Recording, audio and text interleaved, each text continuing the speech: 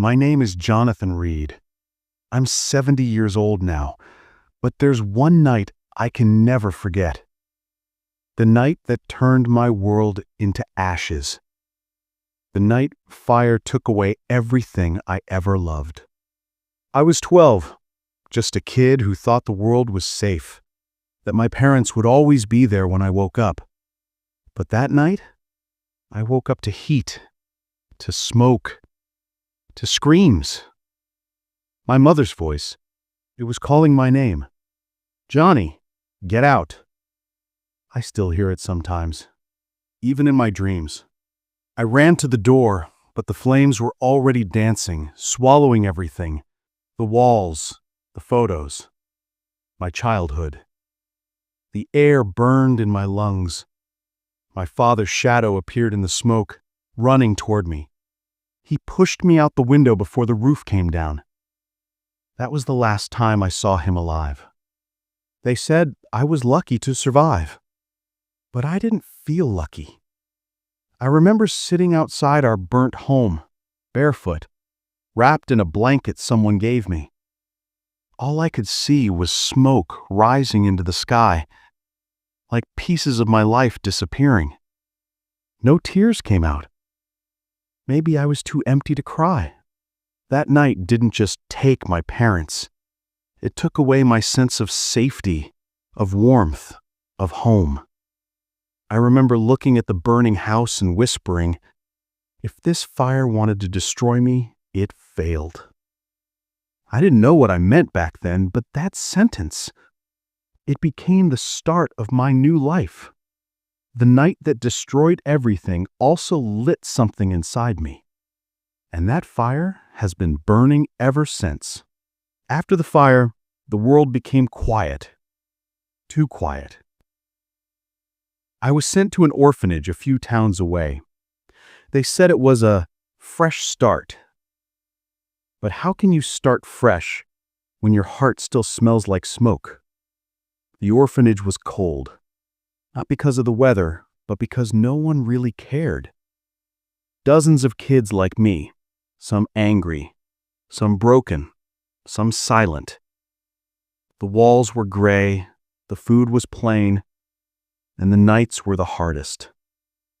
Every creak of the floor, every whisper in the dark reminded me of home, reminded me of the screams I could never unhear. I used to sit by the window at night, looking up at the stars. I'd tell myself, they're watching me. Maybe Mom and Dad could see me from up there. Maybe they wanted me to keep fighting. One day, a teacher named Mrs. Parker came to the orphanage. She wasn't like the others. She didn't look at me with pity. She looked at me with purpose. She said, Jonathan, your pain is not your ending. It's your beginning. Those words stayed with me. They became my second fire. From that day, I studied harder. I cleaned the old books in the library just to be near stories that didn't hurt. I read about scientists, builders, dreamers, people who rose from nothing. And I thought, if they could rise, maybe I can too. Years passed. When I left the orphanage at 18, I had nothing. No money, no family, just a spark in my chest. But I had something no one could see. A promise I made to my father in my dreams. I told him, I'll build something one day. Something that fire can never destroy. That was the day I walked out of the orphanage. Not as a victim, but as someone ready to turn ashes into something worth living for. When I left the orphanage, the world didn't welcome me with open arms. It felt like stepping into another fire, this one colder, invisible. I slept in bus stations, worked in diners, cleaned streets, and carried bricks. Every job was temporary. Every night was long.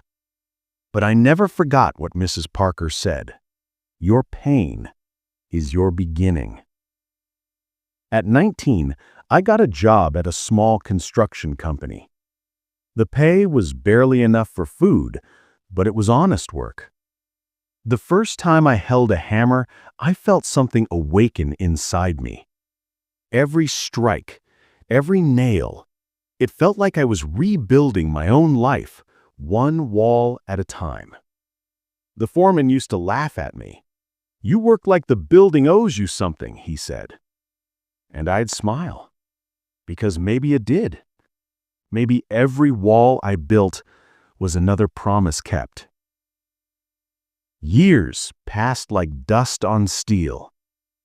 I worked days and studied nights, learning about architecture from old library books. I sketched buildings on scrap paper, dreaming of structures that could never burn down.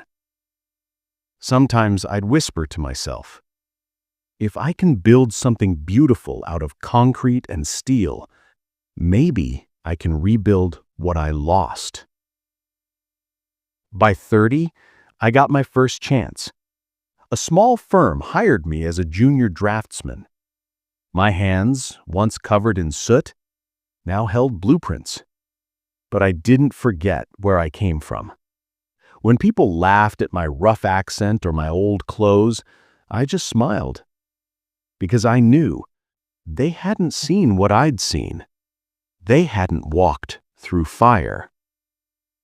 One night, as I worked late on a design, I caught my reflection in the glass. For a moment, I saw my father there, smiling, and I realized the promise I made wasn't about buildings. It was about becoming the man he wanted me to be.